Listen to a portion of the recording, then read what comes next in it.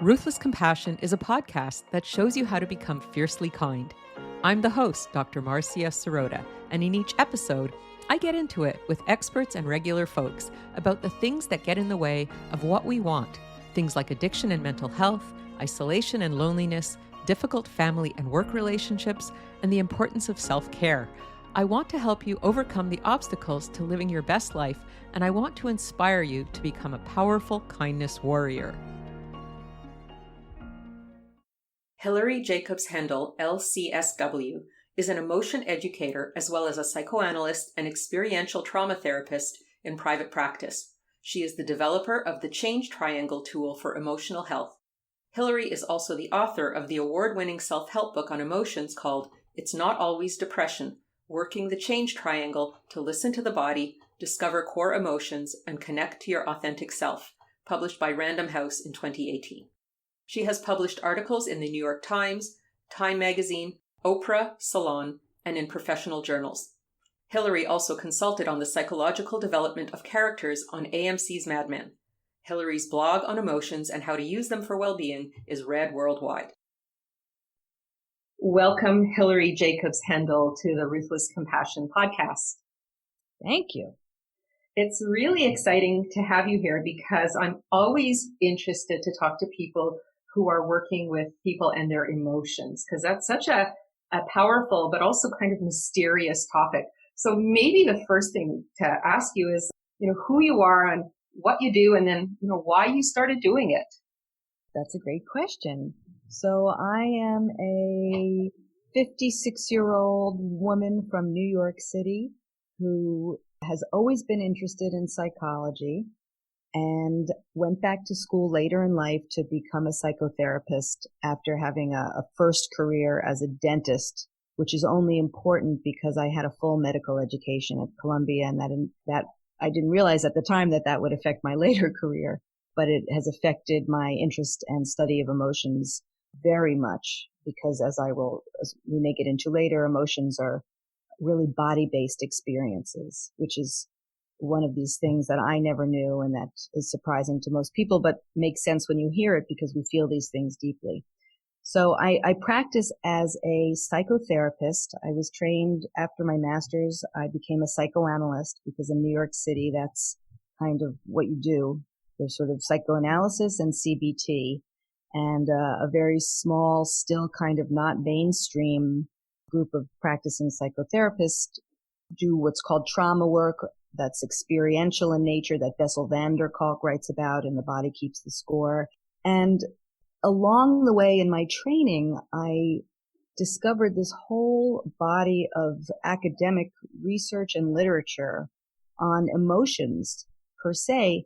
And I was so blown away by what I had heard because, one, I had never heard it before. And I had a ton of education in the sciences. I was a real science geek and still am. And growing up in New York and studying medicine and dentistry and then psychoanalysis and going through social work school, I had never heard any of this information before. And that was striking to me. Like, where was this information that was so valid and important? And the other thing that struck me is that I had never understood what emotions were before. And as I reflected on my life, my dad is a psychiatrist and my mother was a guidance counselor. And we talked about psychological ideas and about, having insight into why I was anxious, for example, or in a bad mood. But the idea of dealing head on with emotions was a new concept. It was mostly trying to think your way through a problem.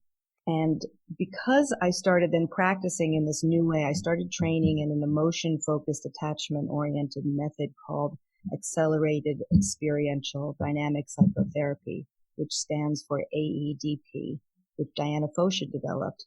Through my training and practicing that method, I just became more and more not only passionate that everybody would benefit from the emotion education that my colleagues and I were really disseminating one by one to our patients, that there are things that I learned in my training in AEDP that would translate, I thought, into public health tools that everybody could benefit from. Like, for example, understanding that emotions just are, that it's not about controlling whether we have an emotion because they get triggered automatically.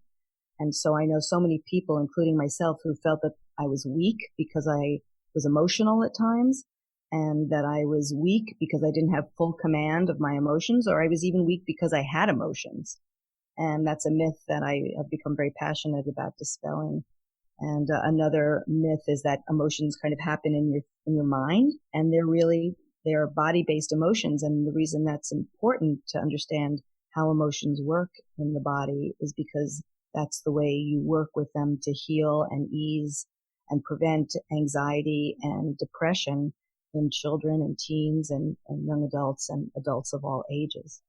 So I became passionate. I sort of had the second hobby after practicing AEDP for a decade, which is I started writing about emotions, and I, on a lark, submitted an op-ed to the New York Times called "It's Not Always Depression, Sometimes It's Shame," about someone that I had worked with who had had all different types of treatment.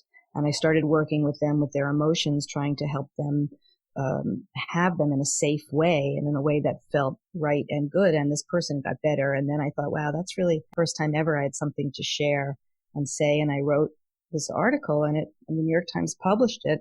And that's what led to the book and to this kind of hobby of me writing to share my emotion education with the public in a way that is simple and most of all practical, very useful on an everyday basis. And so this change triangle that is kind of the main tool is really what I love to share, how to work with emotions in moments of distress and to build well-being through the education in emotions. And because our society is emotion phobic and emotion ignorant, it's even more important because we're really taught to avoid our feelings and to bury our feelings. And those are the very actions that are causing people to this epidemic in anxiety, depression, addiction, many of the ways that we protect ourselves from the uncomfortable feelings of emotions.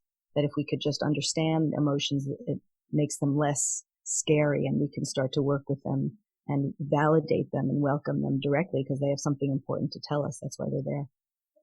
Yeah, this is very important work that you're doing. And I want to go back a little bit to when you talked about how emotions are in the body, because I think that's something that people don't really understand. Can you say a little bit more about that?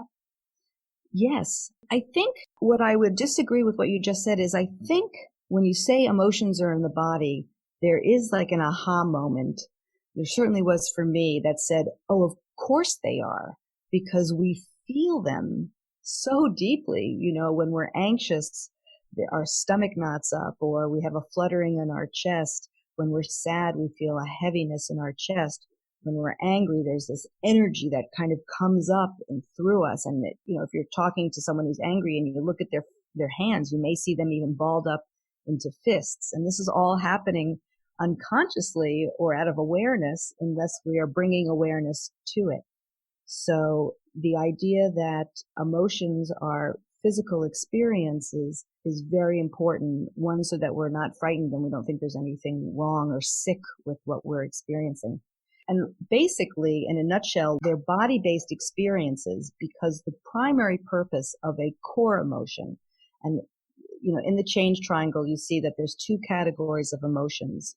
There's core emotions and inhibitory emotions. And core emotions developed really, through human evolution and mammalian evolution as a primary protective mechanism to ready our body for very quick actions. So we get triggered, for example, to fear because there's something dangerous in our presence, in its most simplest form, something dangerous we pick up from our five senses, right? We pick up the environment from what we see, from what we hear, from what we taste, like a poisonous berry, from what we feel. And our five senses pick it up and it goes into the middle of our brain. There's no consciousness here of this happening. And then in the middle of our brain, which is the limbic system and the emotional system, it sends out a cascade. It connects to the lower brain, which connects to the body, to almost every organ in the body. So the emotion triggers the body to get ready to have some adaptive response, like running or fighting or moving towards something that's joyful and exciting, or moves us to connect with someone for safety when we're scared or lonely. And it's only after these actions and these physiological changes take place that our big cerebral cortex kind of then monitors and maps out what we're feeling and can say, oh yes, I'm feeling sadness. So we think it's happening in our head, but it's really a very complex system of biological, physical responses. That is what an emotion and an affect, right, which is a synonym. Affect really is the jargony way of saying this kind of physical experience of these core emotions. You also mentioned the inhibitory emotions, which are not the same as our core emotions. Can you talk a little bit about those? Yes, they're very important too, because they're another set of emotions that are really, what they're able to do is they're able to push down and bury our core emotions for the purpose of staying connected, because connection is so primal for survival for mammals and humans that, for example, core emotions need more than anything to be validated and received. So if as children we express emotions, like let's say anger, because anger is such a tough one for most people, and parents who don't get emotion education, and really all parents need to get emotion education and should check out my book, because I don't really know of another book that kind of so simply teaches you what you need to know about emotions to not create unwittingly anxiety and depression and shame in others. That the idea is, if we learn through experience that our anger or our sadness or our joy is not wholeheartedly received from our caregivers, then, and in fact, what tends to happen is you show an emotion and you're either punished for it, or there's kind of a withdrawal from the parent, or a retaliation of some sort. Go to your room, a shaming. It's not nice to, don't be so big for your britches if you're showing joy and excitement. So there's all these ways that we are kind of taught that our emotions are not safe to show. And then we develop either shame, anxiety, or guilt. Those are the inhibitory emotions, which have this way of squashing down our core emotions. And anxiety is kind of the easiest one to understand in a nutshell. So the core emotions are fear, sadness, anger, disgust, joy, excitement, and sexual excitement. And so if these start to come up in the body and they show on our face, right? When we have an emotion, it's very hard to hide how the body and facial expressions hide the emotion. So we show it, and then it might be disapproved of. And then anxiety in the form of muscular contraction, right? That's why people get tense when they're anxious. They're literally squeezing down the core emotional energy and keeping it down where it gets lodged in the body and creates things like irritable bowel syndrome and high blood pressure and, immuno disorders like rheumatoid arthritis. Or they create problems in the mind where we have to move into defensive. Some of the personality disorders are the way that the mind really contorts to squash emotions down, and trauma. Because ultimately, when too many emotions are pushed down because there was no room for them, or because we were overwhelmed by our core emotions, or we were overwhelmed and there was not anyone around to help us, then we start to need defenses to pull us away from unbearable experiences of emotional experiences and lonely experiences. Yeah, it brings to mind a patient of mine who is morbidly obese. She hovers close to 400 pounds. She's a lovely, lovely woman. And she's never been able to lose the weight because she's got this kind of shame cycle where she feels a ton of shame just for having her needs, because when she was little, she was told she shouldn't have any needs because the only people whose needs mattered were her parents. So every time she accesses a need, she feels ashamed of her need, and the only need she's allowed to fulfill, according to her family script, is she can eat. So she eats, but then she's ashamed of the eating and she's ashamed of the weight. And so then she shuts down some more, and then she eats some more. And then it's just this kind of shame, eating, shame cycle. So how would your change triangle, work for somebody like her?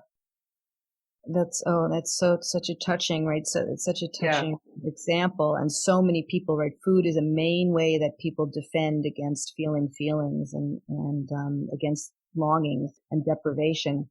So the change triangle is a tool that people can use by themselves as a self-help practice, but they also work it in AEDP with a therapist. And in this example that you shared, obviously the person would need to work on trauma, right? Having been raised by people that didn't attune to the needs that she had.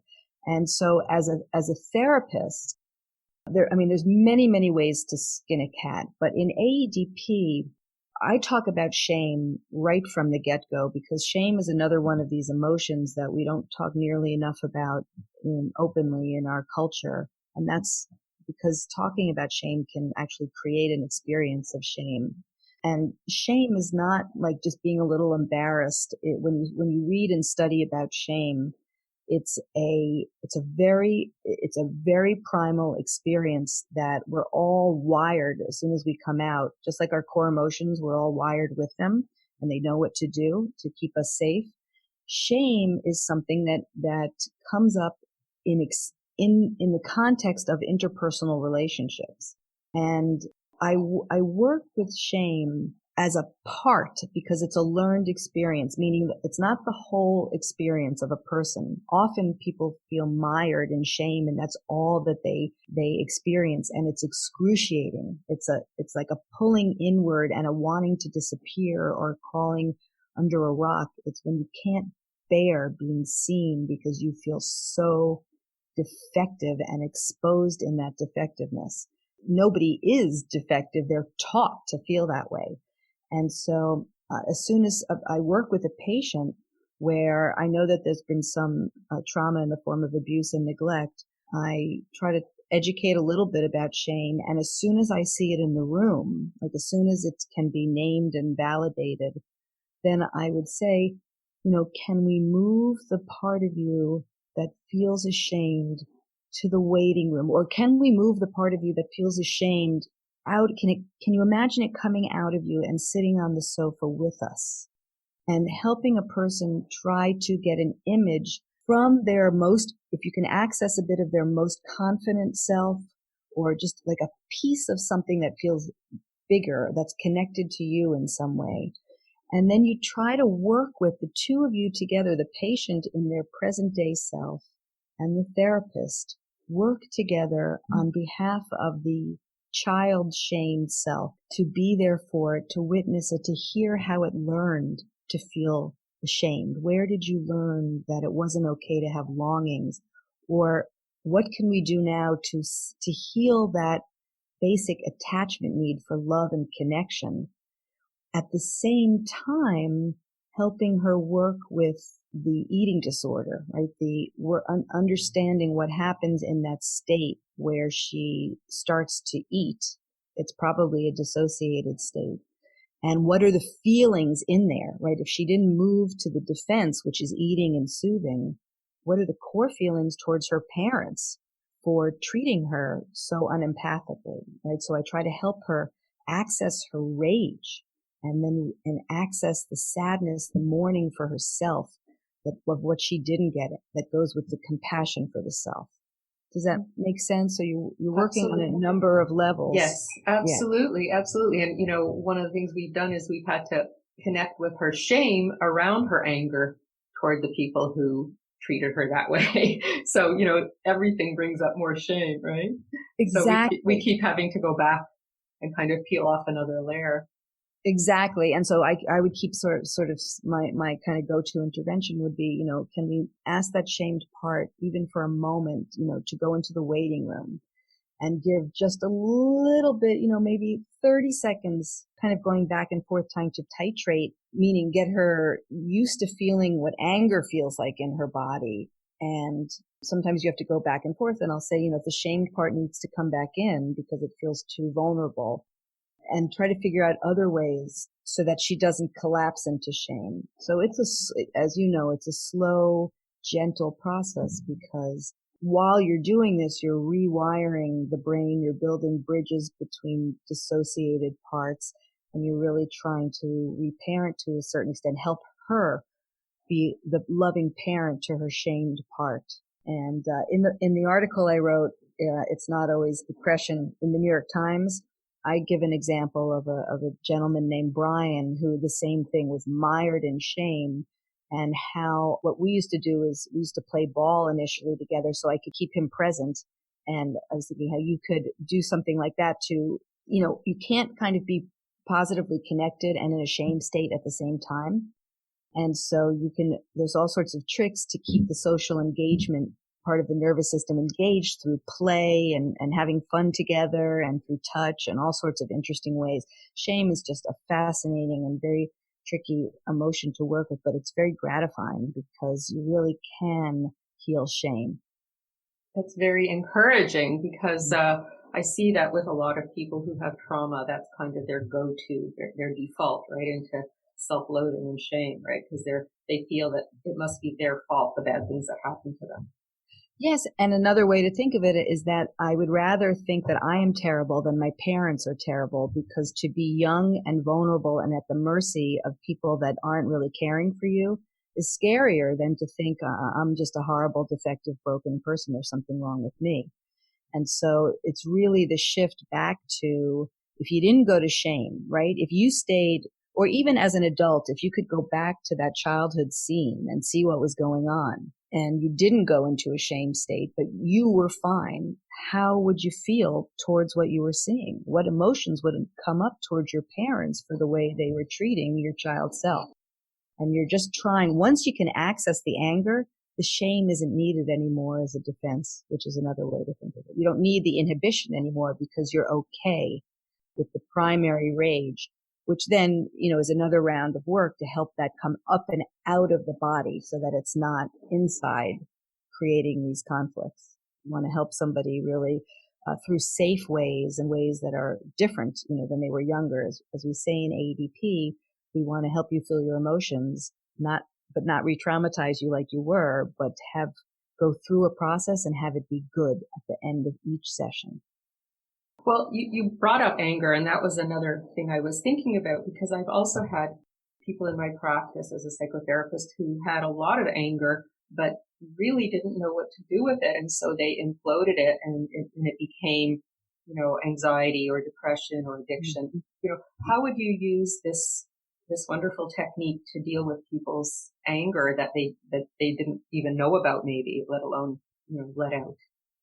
Yeah, it's quite interesting. So again, on a self-help level, like in the book, it's not always depression. I show in detail what it looks like, because one of the tricky things about teaching emotions to other people is you can't think your way through an emotion. Emotions have to be experienced. And how do you show what an experience looks like? In AEDP, we train with videotape. I help my supervisees create an experience. So you're not saying, oh, I was angry. You're in the room saying, okay, well, do you feel some of that anger now as you're sharing what your partner did to you that was insulting?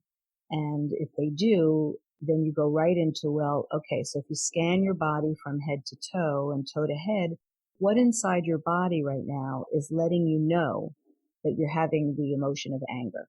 And that's a new question for people. They may know they're angry. Some people don't even know what they're feeling, and that's another then you work to help them know that. But if they do know that they're angry, how do you know that you're angry, right? And that's something that all of us can kind of be interested in our daily lives.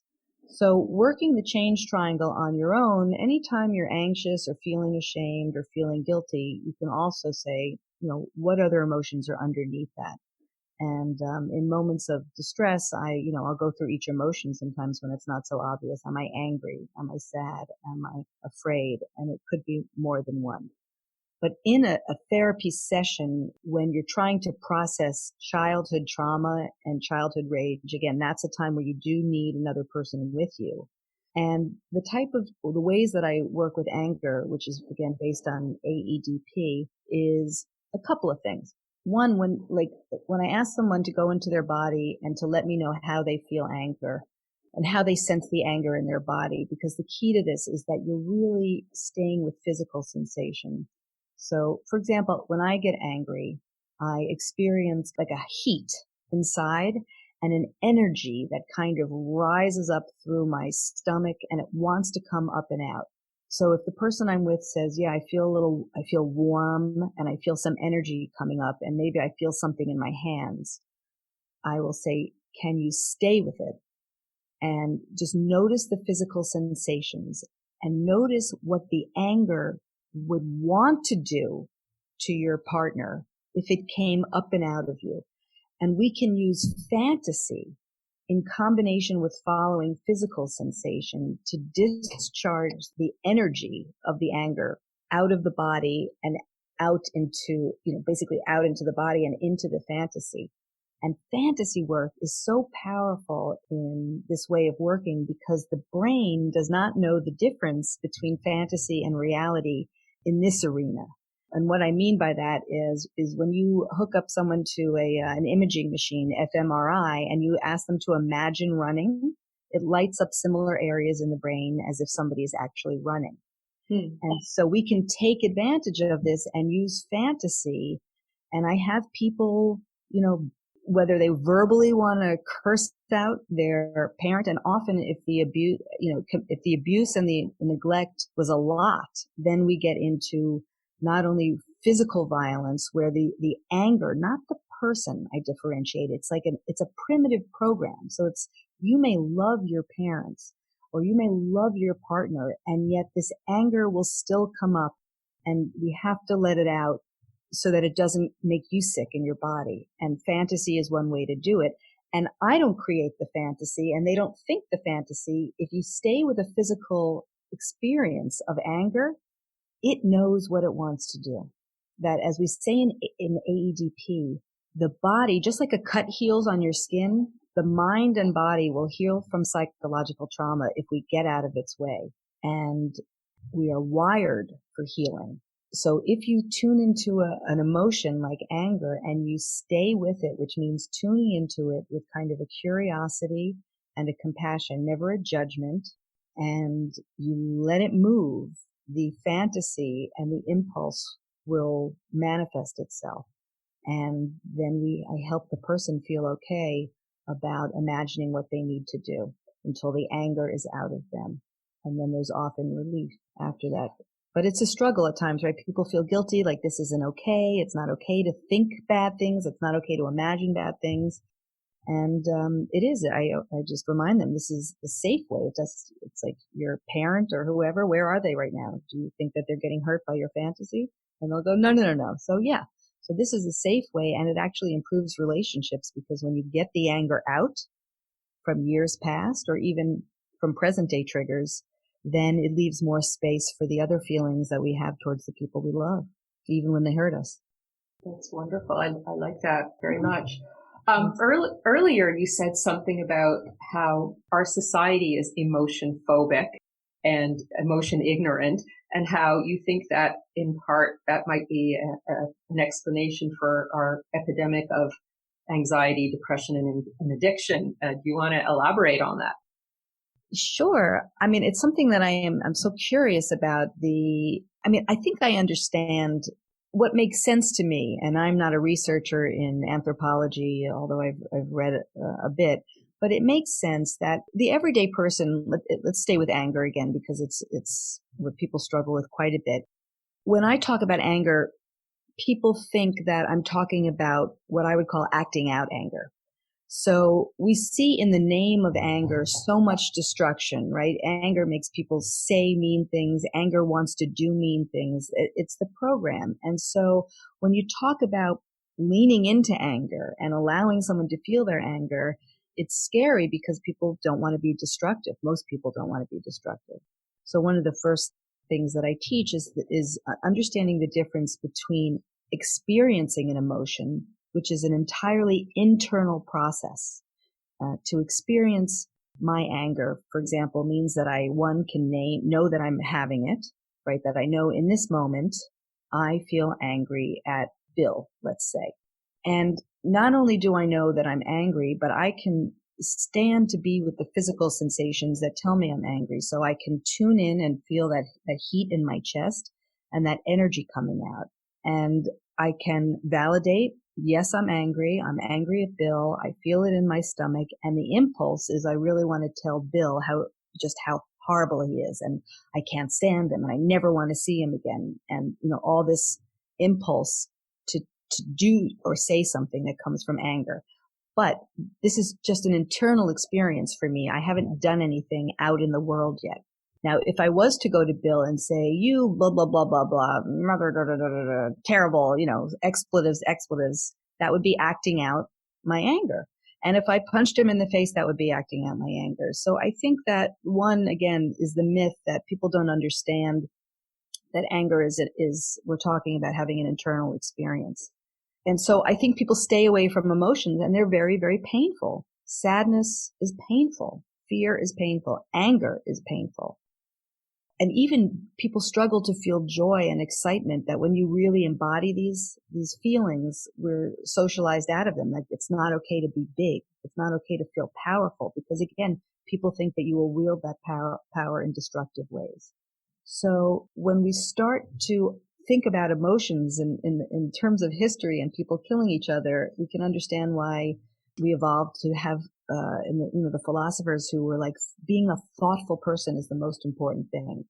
And it is that I'm not talking about not being thoughtful and that it's about really bringing in a balance between once we have an experience of our emotion, the final step is to think through what is the best, most adaptive way to handle this emotion. Sometimes it will involve setting limits and boundaries with somebody and telling them, you know what, I am so angry at you because I felt so insulted by what you did, and it makes me want to scream. So that's a constructive way to share anger. Sometimes I'm thinking of me or my patients will decide, you know what, there's nothing to express with this anger, that it comes from an old place with my parents that I'm projecting on to somebody else, and I can just process the anger myself. So you really want to understand emotions and then understand that there's a thought process and have many kind of ideas of how to work with an emotion so that it doesn't turn into anxiety or any type of defensive behavior, like working too hard or eating too much that becomes detrimental to our health.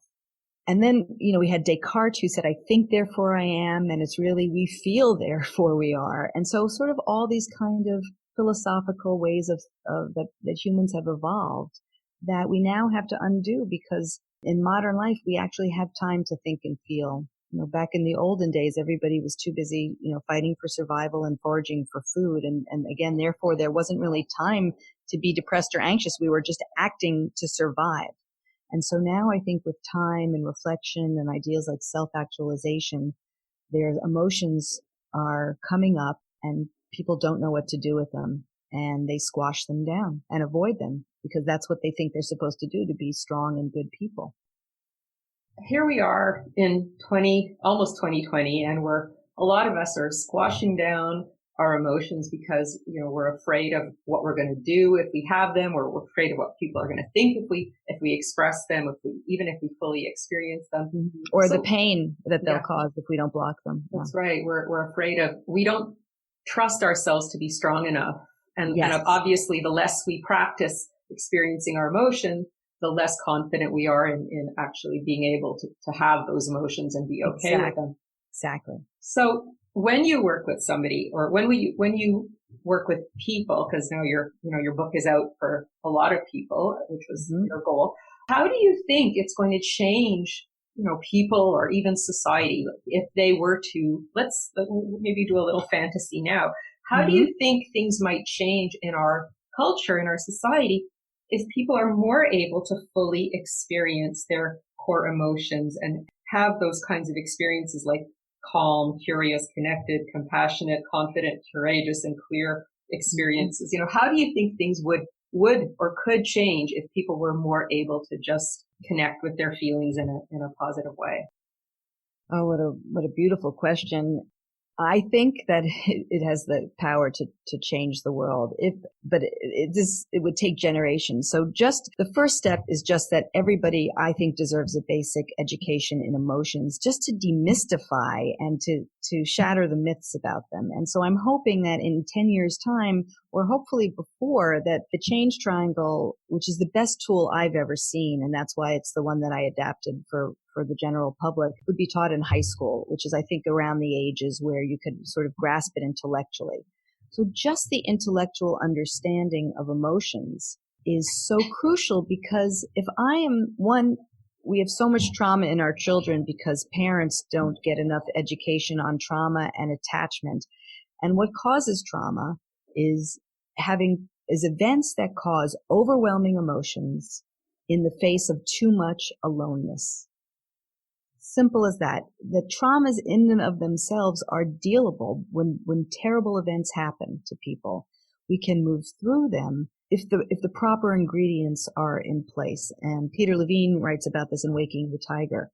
And it's so important to really to mitigate the effects of trauma in children so that we raise adults who are healthier and can be better parents. And the way I see the future of the world is that we, instead of value, the implications are huge for so many things, for capitalism and whatnot. But the bottom line is humans are connected, attached beings who need safety to feel good. And the way we create safety is by being able to be fully loved and appreciated for our full, authentic self, who we are, emotions and all. And when my sense is that if we understand that these are biological processes and that these are necessary, and there's so much research to show that if we don't help people feel safe in the world, then we're really going to get more and more polarized into black and white thinking, good and bad thinking, and destroy each other, which is what seems to be happening. And that I don't believe there's any need for war or people hurting each other when you can embody the idea that everybody has to have food, shelter, and basic safety, and that we have to have zero tolerance for all the things that make people feel unsafe. Disparities, violence, abuse, and neglect. So these are right now pipe dreams, but I think it begins with emotion education, because once I understand that if I treat you badly, that it's going to trigger anger, fear, sadness, and disgust in your body, and that is going to have to either come out in some therapeutic way, or where I learn how to actually discuss these things in an effective way that's not destructive, right? The overarching theme is, how do we manage our emotions in constructive ways? And constructive means that the relationship is preserved as best as possible. I'm not hurting myself, and I'm doing my best not to gratuitously hurt you. Now, that doesn't mean that people don't get hurt, because sometimes we have to say, no, we won't do this thing for this person. I can't take care of you now, right? Setting limits and boundaries, which cause emotions in others. But if we have some basic tools to manage our emotions without behaving badly, then the world is just going to be a safer, more loving, more connected, more compassionate place. And that would be a much nicer world. Amen to that. As you were talking, I was thinking about how over the years I've started thinking that when people aren't able to deal with their feelings, there's two things that are possible. One is they can turn them against themselves, and the other is they can turn them against others. And I think we're seeing both of that right now, right? We're seeing a lot of anxiety, depression, and self-hatred and addiction, but we're also seeing a lot of very bad behavior in people who have the same emotional problems. They've just chosen to externalize versus to implode, right? Yes, exactly. And working with one's emotions is a very hard process. It is not easy. That's why when people say that, emotions are for weak people, I'm like, no. Emotions are for strong people. That it takes a practice to tolerate the weird physical sensations in our body and to let them move through us, through fantasy or through just emotions. Another way that emotions move through is just by noticing them with compassion and curiosity, and the energy will move up and out in some way. And one thing that you mentioned, those C words of curiosity and compassion and courage and clarity, that's at the very bottom of the change triangle. Those are states, these calm, clear, courageous, confident states that we all want to spend more time in. It is actually going through a core emotion, like when we feel sad, letting that energy and that sadness come up, do what it needs to do, like have a good cry, all the way to the end of the emotion, right? So if emotions are like waves, they crescendo and then they calm down. It takes about 2 minutes, even though some people say, oh, I'm afraid to cry because I think I'll never stop.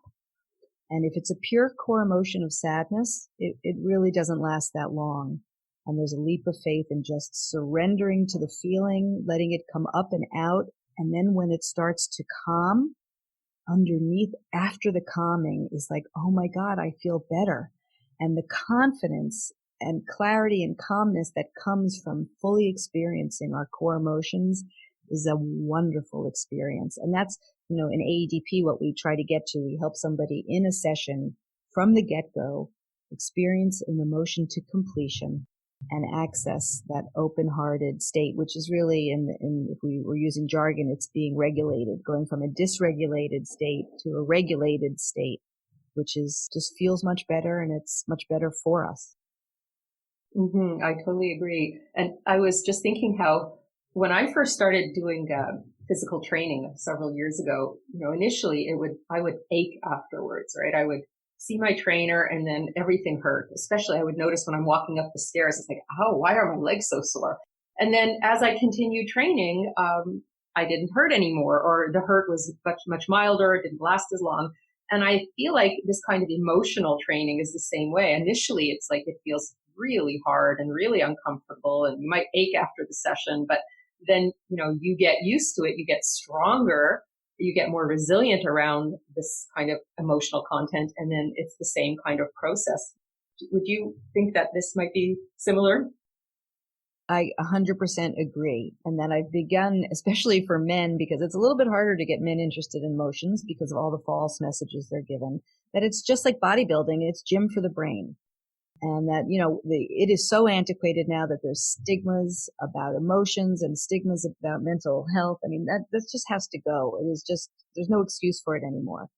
And that emotions are something that we need to pay 50% attention to, our thoughts and our emotions. And that's the whole piece of us together. And that it's really the first time you let yourself experience an emotion. It's kind of like maybe the feeling of like diving into a pool. When you're scared, you're at the edge, and then you're with somebody, you feel safe for the moment, or you've got enough direction. One of the things that I hope that the book would do is show you what it looked like every step of the way. And I also have gentle exercises to try, so that between the education, the intellectual education, the seeing what it looks like with me and my patients, and the gentle exercises, it gives you enough courage to allow yourself to dive into your body, to dive into an emotional experience, and come out the other end and go, oh, I feel better. And it may take going to a therapist or a counselor. If you've got a lot of trauma, then you can't be alone with some of the old feelings and the old traumatic affects that come up that are very mixed, shame states and anxious states. But suffice it to say, just like you said, if you practice over a lifetime, it's just working the change triangle, noticing if you're in defenses, noticing if you're inhibitory emotions, looking for those core emotions, going through those core emotions to come out in a calm, confident state. And self-confidence is really built from the inside out. But when you know that you can, as we say in ADP, feel, deal, and relate all at the same time, it's not if life brings you bad things. Life is full of suffering. Everybody suffers, even if they may look perfect on Facebook or may present perfectly. Everybody suffers. And the more we can learn to deal with our suffering and deal with our emotions, the more confident and we can be to take risks in life, like to risk to love, right? To love and be in a relationship is such a scary thing to do when you feel like I could never deal with loss. We can deal with loss. We're wired to deal with loss. And in fact, we have sadness so that we experience a loss so that we can experience love and connection. And it's all connected to feeling one's full, authentic, big, beautiful self with flaws and good points and all those messy emotions. That's beautiful. That's really very inspiring. Thank you. So, sorry? I said I feel it deeply. I'm thinking about my own journey and the people I've worked with and the people that I hear from that I don't know after they've read the book. And it's very moving. Yeah, and I think the best teachers are the people who do feel very passionate about their subjects and the people that they work with. And that really comes across in you today. And it's very nice to talk to somebody who has that kind of passion about something that's so important. Oh, yeah. No, I really do. If it's one thing I have, I am passionate about emotion education. So what are you up to these days that the listeners might be interested in checking out? What I'm up to is my bread and butter is, my practice, and I love working with patients, but my other part of the time is really writing and talking about emotions. And so for people who are interested in learning more about how to work with emotions, I have my website, which is hilaryjacobshendel.com. You can Google my name or you can Google the change triangle. I have tons of free resources. I have videos and lots of articles. My blog is, I send out a new article once per month that I write on a different emotion-related topic, trauma-related topic, or relationships and attachment-related topic. And people can sign up if they want to stay connected to me through that once a month blog. I don't sell anything. I just send a blog once a month because I don't like my inbox being kind of too jammed up. So I try to be very respectful. And then the book, I just want to say that I wrote the book to be an easy read. I wrote it because I like simple reads, fast reads. It's as close to a beach read as you could make a very deep book on emotions to be. And so I would say that and I wrote it for the public. So for people not to be intimidated by the book or the audio book, I would encourage you to get it from your library or to purchase the book. That's the one thing I sell. And then I make videos on YouTube that, are also free without commercials, that putting more and more kind of exercises on how to work with emotions. And I have something called 1-minute videos on emotions for younger people who have a harder time with attention spans. And so I'm really just trying to have a different avenues for people to receive the information in a way that they can make use of it, practical use in everyday life. So a lot of really amazing resources you have available. Yes, and always building and always adding to it. And my newest project is I'm working on a book on hugs, on really the value of therapeutic hugs, which is an underutilized resource to calm emotions. And that came from I started to work with touch a little bit more in my practice, which was a huge taboo, particularly in psychoanalytic literature, and being raised by a Freudian psychiatrist myself, that I've become really kind of interested in soothing touch as a way to regulate anxiety and depression and shame and, for better and worse, and one needs consent, and there's all these complexities about it, which I kind of like. I'm looking for hug stories if anybody has an experience of a hug that changed their life in some way. I've been getting the most wonderful stories from the public. And so that's my newest kind of venture. I like that because it's a little bit controversial. Yeah. Stir it up a little bit. I wrote an academic article on the use of soothing touch to satisfy developmental need, because there are people that weren't touched as children. And as you know that the damage of that is quite huge, that babies and children need to be hugged and swaddled and soothed, because humans are wired to soothe each other. Mm-hmm. And so when we're talking about non-sexual touch, not a hug that leads to sex, not a hug that does anything and has any other purpose except that I can look at my husband and say, I'm really anxious, I need a big hug. And then this idea of doing it in a particular way, a recipe for a therapeutic hug. So it's all related to emotion regulation, but my primary passion is sharing the change triangle. And so I'm so grateful that I got to talk about it a little bit with you today. And because a picture is worth 1,000 words, for people listening, just Google the change triangle so you can see what it looks like. And even though it's a two-dimensional representation, sometimes it just kind of makes sense when you see it. So before I ask you to offer a call to action to the listeners, I'm going to just go out on a limb and offer you a little call to action, okay? Earlier in this conversation, you talked about a wish that high school students could be educated in the change triangle and in emotions. And I have a call to action for you, and I would love it if you could maybe get some people together and work together toward getting this curriculum into the high schools in your local area, and then see how it goes. And then if it works well, which probably it will, see if it could become like spread to other jurisdictions. Because I think that is an amazing idea that should be acted on. It would be wonderful, and I am working on it. But I have to tell you that emotion education is not an easy sell. And that, again, we've got the problem that you need to be educated to even be interested. I'll tell you just a quick, interesting story is that about 6 months after when the book came out, which was last year, my husband, who's one of my greatest supporters, and we work the Change Triangle together, and I recommend actually couples read the book together and work it in peer groups and all sorts of things because it's kind of a curriculum. But he sent the book out, the link to the book to pretty much everybody he's a businessman, on his list. And he was with a kind of a gaggle of these men about 6 months later, and he asked, did anybody read the book? And all these guys were like, no, we're afraid to look at it. And so the problem is, if you're afraid to get some education, it's a problem. And so I tried to make it as easy and benign and with stories to make it approachable. So the idea is, how do you kind of quote sell it? And it's not so easy. And what's the 1 minute elevator pitch? And even I couldn't even get on NPR or the morning show to sell the book. And Random House published it, which is a huge, it's the primary publisher. And Penguin UK, it was very hard to get publicity. So I just sort of pound the pavement.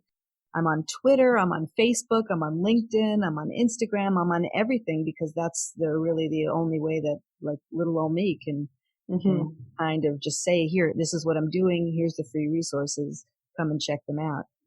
And I've sent emails to educational organizations, and it takes work to get it in. So if you have any ideas. I was just thinking of pitching it as, if your guidance department is overwhelmed by kids coming to you with anxiety, depression, or having been bullied or suicidal thoughts, this is something that will actually help.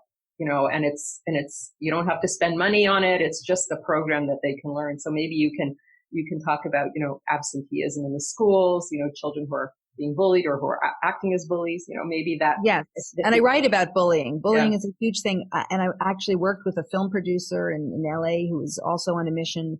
He did a film about bullying that he was going to go into the schools. And right. So it's little piecemeal. And I worked with a guidance counselor at one of the private schools here in New York. And I think one thing I know is that people are reading the book and looking at the resources and teaching it to others, because it's growing. And even the sales of the book are climbing, which Random House said it would probably, what they call a long tail in publishing, that, it's word of mouth.